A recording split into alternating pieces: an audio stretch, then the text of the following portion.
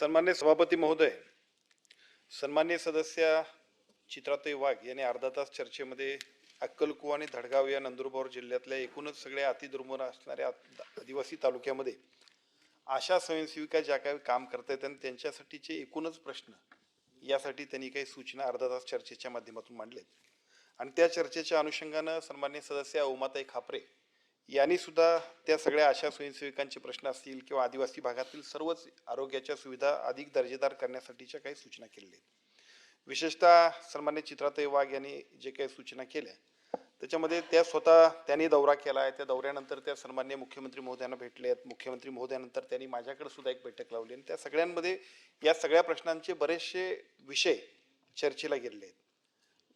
अनेक प्रश्नांमधनं काही चांगल्या सूचना त्यांनी ज्या केल्यात की ज्याच्यावरती आम्ही निर्णय घेणं सुद्धा अपेक्षित आहे. आणि त्या चर्चेतल्या सूचनांप्रमाणे पहिला मुद्दा एक असा आहे, त्यांच्या पोटतिडकीमध्ये ते ज्या बोलत होत्या त्यातला मला असं वाटत होतं की त्या आमदार आहेत काय त्या आशा स्वयंसेविकांच्या प्रतिनिधी आहेत मला कळेना. म्हणजे संघटनेच्या प्रतिनिधीसारखं काम त्यांचं चाललेलं होतं, पण त्यातून सुद्धा त्यांची संवेदना आणि संवेदना अतिशय चांगल्या पद्धतीने त्यांनी ज्या काय एकूण भावना मांडल्या त्यातला पहिला मुद्दा असा आहे की आशा स्वयंसेविकांचं काम आता महाराष्ट्रामध्ये जे चाललंय ते अतिशय चांगल्या पद्धतीने चाललंय. पण त्याच्याही मध्ये विशेष उल्लेख करावा लागेल. विशेषतः आदिवासी भागातल्या ह्या ज्या सगळ्या आशा स्वयंसेविका काम करतात त्यांचं कौतुक करावं लागेल. कारण आपण ज्यावेळी शहरी भागात असतो, आपण ज्यावेळी नागरी भागात असतो त्यावेळी इतर सगळ्या सुविधा त्यांना असतात.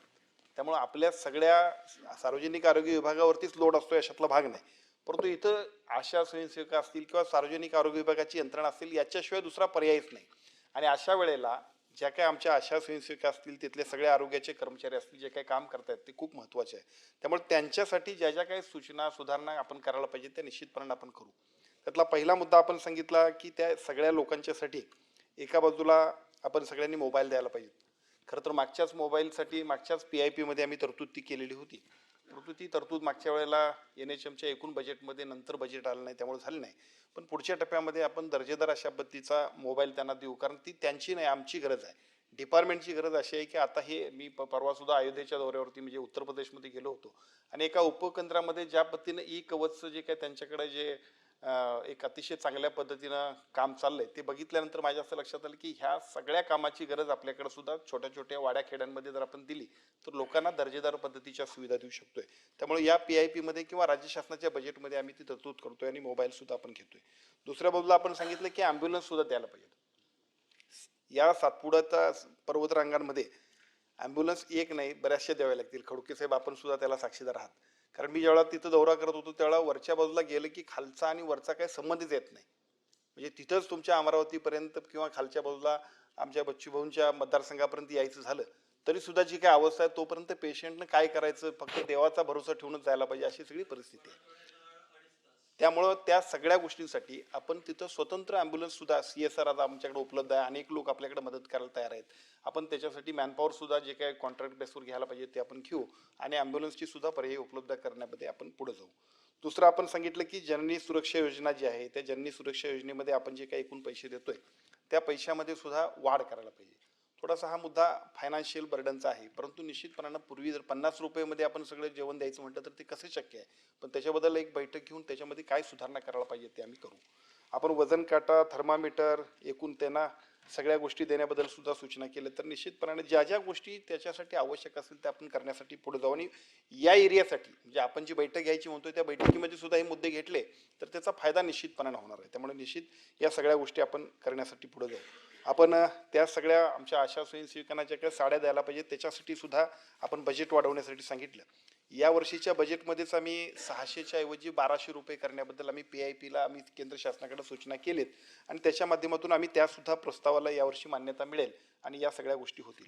विशेषतः आपण आणखीन सांगितलं की पुरुष नसबंदी प्रोत्साहनात्मक मानधनात जर वाढ केली तर एकूण फायनान्शियल बर्डन सुद्धा सरकारचं आहे ते कमी होईल आणि त्याच्यासाठी आशा स्वयंसेविकांना सुद्धा आपण बजेट वाढवून द्यायला पाहिजे. तर हा मुद्दा सुद्धा विचाराधीन घेण्यासाठी हरकत नाही. आपण त्याला एकूण आत्ता जे काय आपण पैसे देतोय त्याच्यापेक्षा वाढवता आले तर आपण त्याच्यासाठी सुद्धा जी काय आर्थिक तरतूद करावी लागेल त्यासाठी मात्र आम्हाला धावपळ करावी लागेल. पण हरकत नाही, ते सुद्धा धावपळ जर केली तर त्याचा उपयोग निश्चितपणाने होणार आहे. आपली दुसरी एक सूचना जी आहे आणि ती रास्त आहे. आता ती तिथंच नाही, आम्हाला सगळ्या महाराष्ट्रात करावी लागेल अशी परिस्थिती आहे. कारण आता आम्ही 1400 डॉक्टर्स भरतोय. 1400 डॉक्टर्स भरल्यानंतर त्यांना सुद्धा राहायची व्यवस्था कशी करायची हा प्रश्न आहे. कारण पूर्वी डॉक्टर्सची संख्याच कमी होती, त्यामुळे अनेक ठिकाणी आपण डॉक्टर्स देत नव्हतो. पण आता नवीन मुलांना उद्या 1 तारखेला सन्मान्य मुख्यमंत्री आणि दोन्ही उपमुख्यमंत्र्यांच्या हस्ते त्या सगळ्यांना आम्ही नियुक्तीपत्र देतोय आणि राज्यातल्या कानाकोपऱ्यामध्ये सगळे डॉक्टर्स जाणार आहेत. पण ज्यावेळी ही नवीन मुलं डॉक्टर्स म्हणून जातील त्यावेळेला पहिल्यांदा त्यांना एका बाजूला सेवा द्यायच्या आहेत, पण त्याचबरोबर त्यांच्या राहण्याची व्यवस्था सुद्धा आम्ही केली पाहिजे. त्यामुळे एका बाजूला सगळ्या डॉक्टर्ससाठी आणि डॉक्टर्स बरोबर तिथं आता अशा पद्धतीनं अगदी अडचणीच्या वेळेला आशा असतील किंवा आमचे सगळे कर्मचारी सुद्धा ज्यावेळेला जातील पेशंट्स घेऊन, त्यावेळेला तिथं राहायला निवाऱ्याची व्यवस्था पाहिजे. त्यामुळे आम्ही त्याचं सुद्धा नियोजन करून त्याचा प्राधान्यक्रम हा आदिवासी भागातनं सुरू करू, कारण ती तिथं गरज आहे. त्यामुळे मला वाटतं की या सगळ्यासाठी सुद्धा, आणि आता आपल्याकडे 2 गोष्टींचा ऑप्शन्स आहेत. एका बाजूला आपल्याकडचे फंड्स आहेत आणि दुसऱ्या बाजूला CSR मधून सुद्धा अनेक लोकांना जर आम्ही विनंती केली तर खूप चांगले ऑप्शन्स आमच्याकडे आहेत. त्यामुळे तसा एक जर आपण प्राधान्यक्रम ठरवला तर त्याच्यामध्ये आम्हाला त्याचा फायदा होणार आहे. त्यामुळे या सगळ्या गोष्टी आशा स्वयंसेविकाच्या दृष्टिकोनातूनच नव्हे तर सार्वजनिक आरोग्य विभागाला सक्षम करायच्या दृष्टिकोनातून गरजेचे आहेत. त्यामुळे त्या सगळ्या गोष्टी आपण करू. विशेषतः आमच्या उमाताईंनी सांगितलं, खापरेंनी, की या सगळ्या गोष्टींच्या बरोबरीनं सिकल सेल असेल, बाकीच्या सगळ्या मोहिमा असतील त्या सुद्धा आपण प्रभावीपणाने करायला पाहिजेत. सभागृहामध्ये सन्माननीय आमचे मार्गदर्शक अनिल परब साहेब आहेत. अनेक वर्ष ज्यांची भाषणं आम्ही ऐकतो ते भाई जगताप साहेब आहेत. मला सांगायला खूप अभिमान वाटतो साहेब की मी नंदुरबारला गेलो आणि नंदुरबारला मी ज्यावेळेला गेलो त्यावेळेला जी परिस्थिती बघितली, म्हणजे बऱ्याच वेळा असं होतं की मगाशी मी मुद्दाम त्या भाषणात सुद्धा सांगितलं की शेतात गेलं दादा की शेताला काय पाहिजे ते कळते, असं आपली ग्रामीण भागातली म्हण आहे. मी तिथे गेल्यानंतर माझ्या लक्षात आलं की खूप ह्या सगळ्या गोष्टी करणं गरजेचं आहे. सिकल सेलची औषधं, सिकल सेलच्यासाठी पैसे खर्च करतोय पण प्रत्यक्ष काय मिळत नव्हतं. मला वाटतं त्या दिवशी मी गेलो त्यावेळेला 7 लाखाचं सुद्धा एकूण आत्तापर्यंत तपासण्या झाल्या नव्हत्या. त्याच दिवशी मी टास्क फोर्सची नियुक्ती केली. आमच्या अधिकाऱ्यांना सक्तीनं सूचना दिला. 1 महिना 2 महिने टार्गेटेड काम केलं. 70 लाख लोकांची तपासणी त्यानंतर झाली. साधारणतः तिथला DHO तिथं काम करणारे नव्हते त्या सगळ्या लोकांवरती कारवाई केल्या. 2-4 लोकांना सस्पेंड केलं. अनेक लोकांची लिस्ट आहे सस्पेंड करण्याची. का तर माझी विनंती काय आहे की काम जे त्यांना दिलंय तेवढं त्यांनी केलं तरी सुद्धा आमचा कामाचा गवगवा खूप होईल. दुर्दैवानं ते काम जर झालं नाही तर कळत नकळत आम्ही सगळ्या लोकांवरती अन्याय करतोय. त्यामुळे आदिवासी भागातल्या या सगळ्या प्रश्नांसाठी ज्या पद्धतीनं तुम्ही भावना व्यक्त केल्या त्याच पद्धतीनं शासनाचे जबाबदार कर्मचारी, अधिकारी, मंत्री म्हणून आम्ही सगळेजण काम करू एवढी खात्री मात्र देतो.